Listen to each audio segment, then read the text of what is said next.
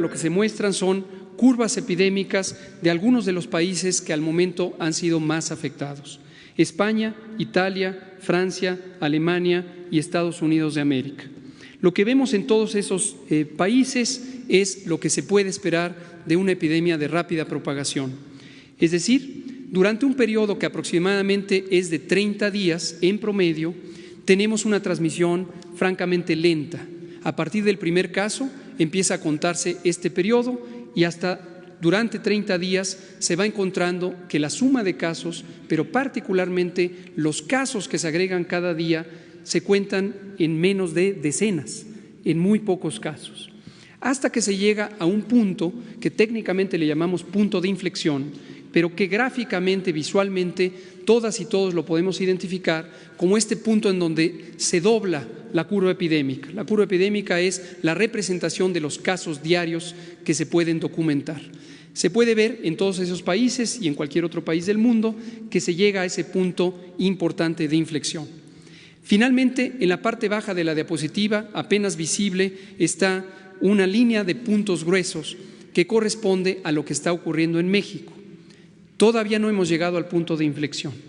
Todavía no hemos llegado al punto en donde cambiamos de una propagación lenta a una propagación muy acelerada. Y esta es la oportunidad de México. La oportunidad de México es haber actuado oportunamente en reconocer que esto podía darse y haber planeado el momento correcto de la implantación de las medidas comunitarias.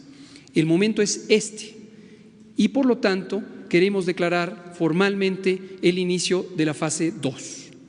El inicio de la fase 2 lo que nos permite es trazar el horizonte para los siguientes 30 a 40 días, en donde empezaremos a visualizar que México, por haber anticipado 2 semanas antes las medidas generales, las medidas masivas que tienen los mayores impactos, tanto en reducir la transmisión y desafortunadamente también en las consecuencias sociales, vamos a poder doblar la curva, vamos a poder tener menor transmisión. Quiero ser muy claro, seguiremos teniendo transmisión. La expectativa no es terminar con la epidemia de un momento a otro.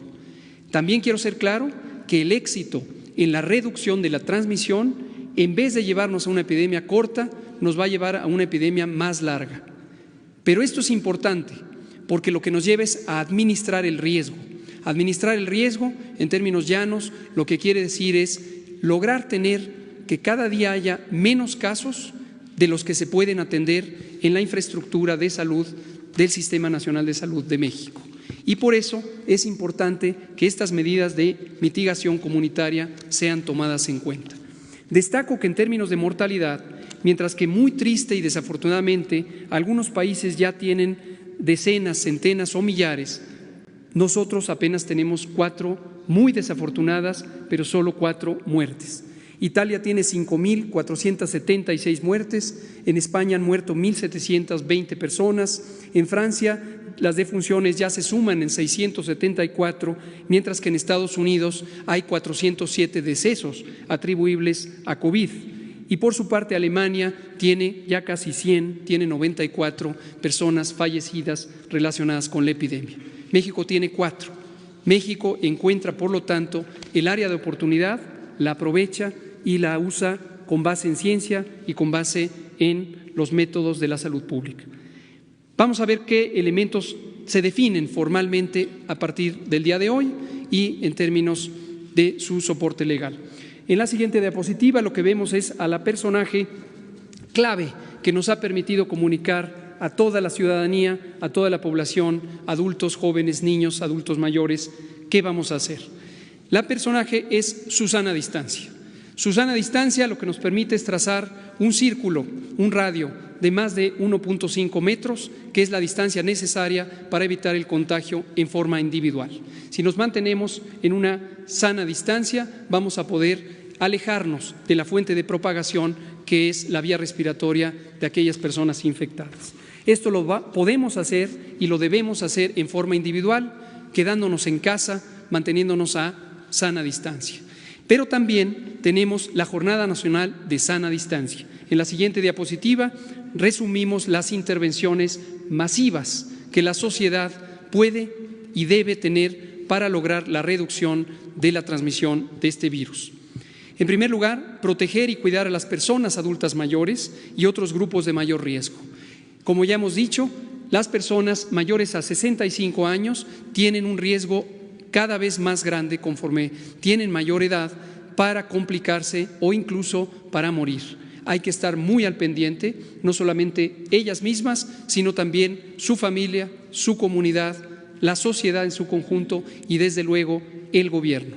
Tenemos que cuidar a nuestros adultos mayores, son la memoria histórica de nuestra patria y no podemos permitirnos que por omisiones les dejemos caer en una situación de adversidad.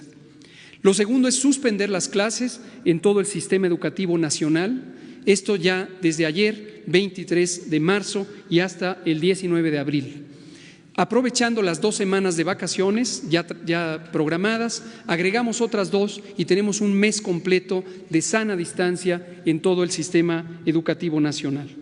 Asimismo, hemos definido suspender temporalmente, por las mismas fechas, eventos y reuniones de concentración de 100 personas o más. Hemos puesto un límite razonablemente bajo para este límite crítico de concentración.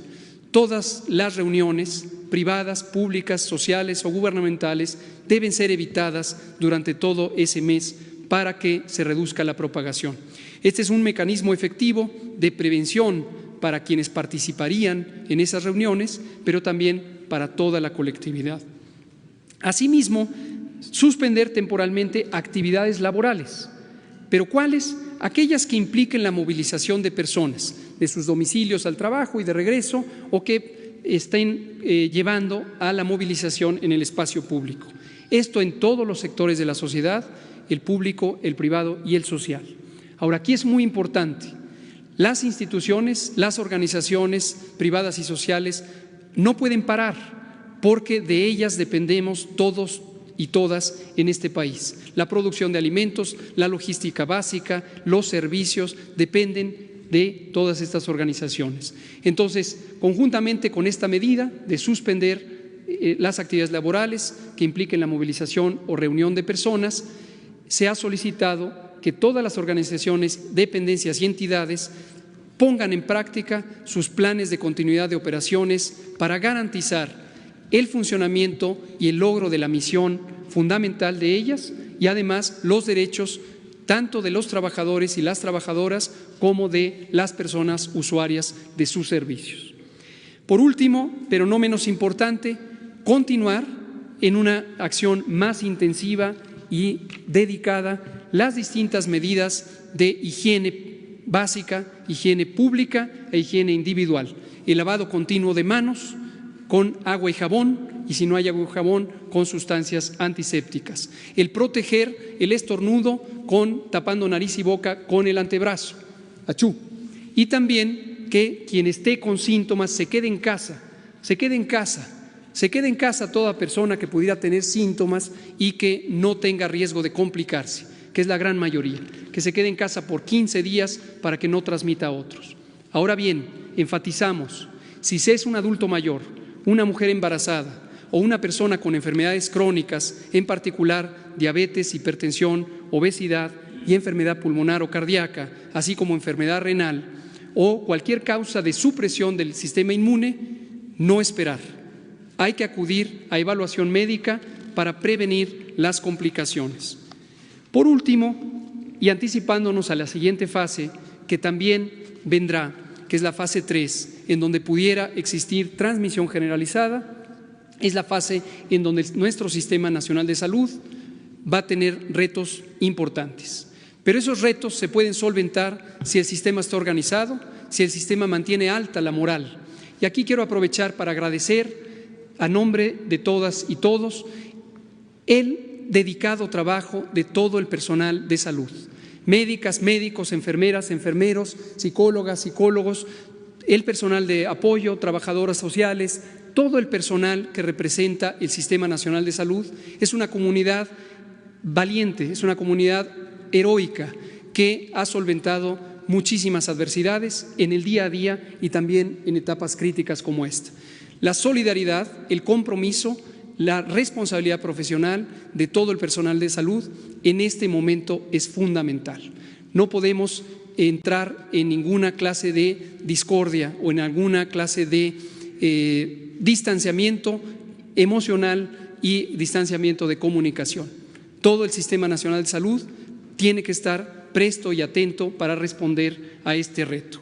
¿Cuánto tenemos en infraestructura? Tenemos lo que se ve en esta diapositiva, tenemos una capacidad sólida, tenemos una capacidad amplia, organizándonos de una manera solidaria y generosa entre todas las instituciones del sector salud, las dependencias civiles y militares, podemos tener una capacidad suficiente.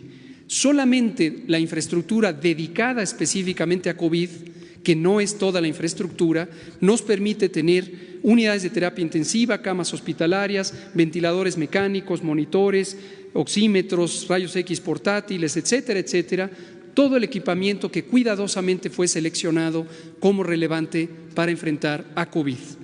Esta es solo la capacidad básica instalada, apropiadamente puesta al servicio de la respuesta a esta epidemia. En pocos minutos presentarán las instituciones militares de nuestro país, por supuesto también heroicas, el plan de apoyo a la población civil. Cierro diciendo, médicas, médicos, personal de salud en general han sido considerados como no solamente indispensables, sino también como una comunidad a la que se le abren las puertas para robustecer nuestro sistema. Desde que se estableció el Instituto de Salud para el Bienestar, se estableció una convocatoria para contratar a personal de salud general y especializado. Hoy reiteramos que la convocatoria sigue abierta. Ya de los 43,000 personas contempladas por contratar, ya hemos completado más de 1,200 personas. Sin embargo, en este momento necesitamos acelerar el proceso de reclutamiento, por lo que invitamos a personal de salud de las distintas especialidades señaladas en la imagen a que atienda la convocatoria y se comprometa con el futuro de este país, siendo una persona que ayude a enfrentar la epidemia. La convocatoria está abierta, los datos son disponibles. Termino diciendo, la unidad de propósito, la unidad nacional en términos de la respuesta de un problema complejo nos va a robustecer, no solamente para lograr solventarlo, sino para encontrar que las mejores capacidades del país están en su gente, están en su corazón, están en su cerebro, están en todos nosotros. Por ahora nos distanciamos, por ahora establecemos una sana distancia, pero es física, no es moral, no es emocional y no es, por supuesto, en la solidaridad del pueblo. Gracias.